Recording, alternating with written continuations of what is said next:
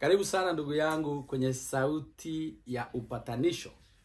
Ni wakati mwingine tena ambapo tunaenda kujifunza kutoka kwenye neno la Mungu jinsi ya kupata na kupokea neema ndani ya utukufu ulio ndani ya Kristo Yesu.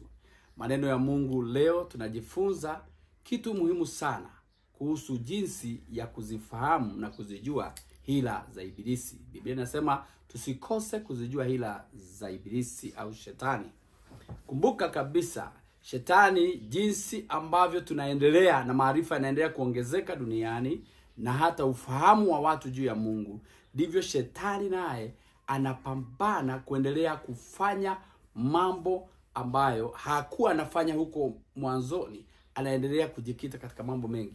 Nataka tuangalie katika kitabu cha Mwanzo sura ya 16. Tutasoma mistari miwili, mstari wa kwanza na wa pili. Biblia inasema, basi Sarai mkewe Abrahamu hakumzalia mwana, naye alikuwa na mjakazi Misri jina lake Hajiri. Mstari wa pili. Sarai akamwambia Abrahamu, basi sasa Bwana amenifunga tumbo nisizae. Umuingilie mjakazi wangu, labda nitapata uzao kwa yeye. Abrahamu akaisikiliza sauti ya Sarai. Tunaona kwamba hapa ni mke na mume walikuwa na changamoto ya mtoto.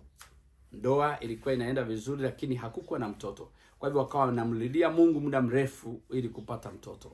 Jambo ambalo linadhihirishwa wazi hapa ni jinsi ambavyo Sarai, kupitia kwa mawazo yaliyotokana na ibilisi, akamwambia mumewe, mume wangu, ninaomba umuingilie huyu binti, na mtoto atakayepatikana ndiye atakayekuwa mtoto wangu.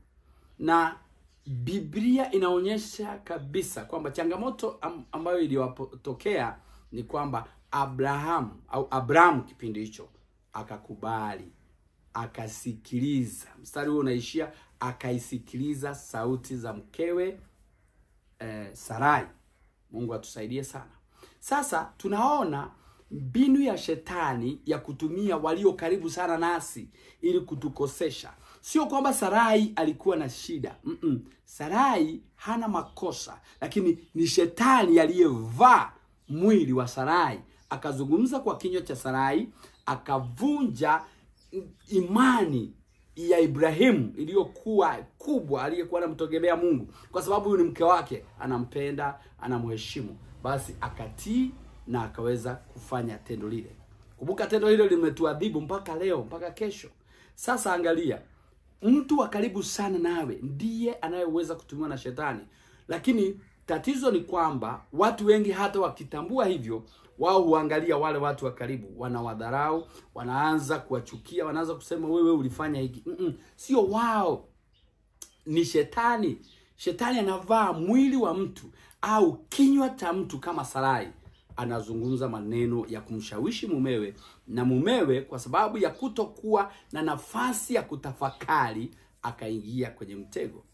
Tunaona mtu mwingine ambaye Mungu alimsaidia, anaitwa Ayubu. Ayubu mke wake alimwambia, baada ya kupitia changamoto zile mnazozijua zote, akamwambia mumewe, ninaomba mume wangu sasa mkufuru Mungu ufe.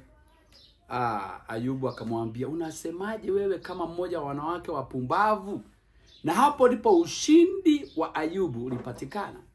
Ushindi wa Ayubu ulipatikana kutokana na matokeo ya majibu yake.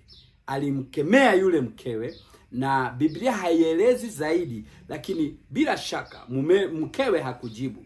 Ina maana alitubu. Ina maana aliona kweli nimekosea, ninamheshimu mume wangu, ameniambia. Hivyo kama Abrahamu kipindi hicho angesema, umeongea kama mtu mpumbavu, acha hiyo, haiwezekani.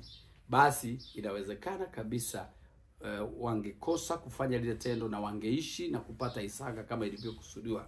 Kumbuka hata baada ya kosa hilo, basi Mungu alifanikisha ndoto zao, akawapa uzao wa mwana wao ambaye anaitwa Isaka.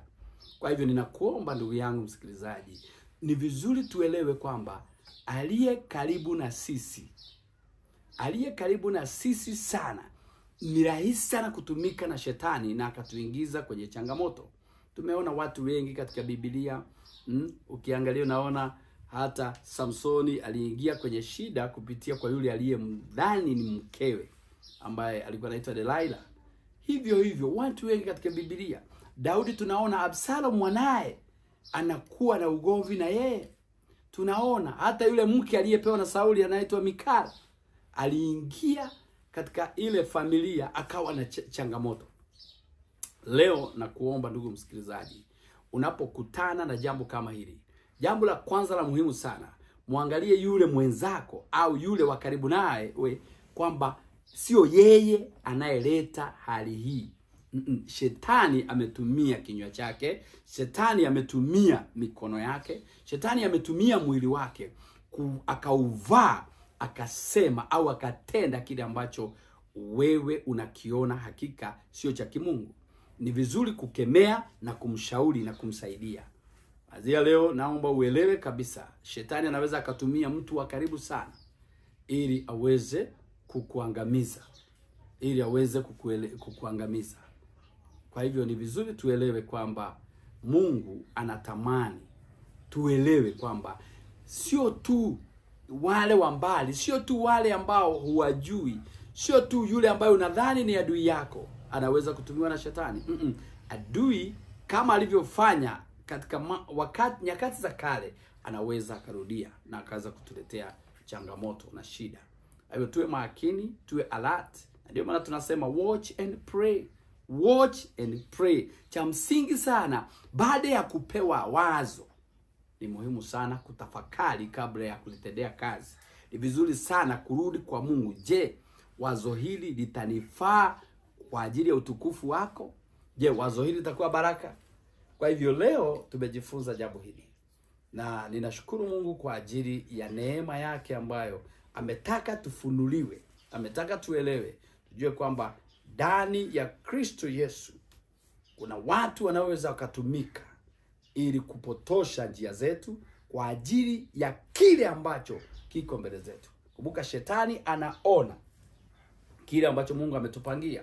Anaona, ndio maana kipindi cha Naomi aliwaua wale watoto wawili wa Naomi na akamuua mumewe. Anajua kilichoko mbele zetu ni kikubwa. Kwa hivyo anatumia wa karibu ili aweze kutupotosha.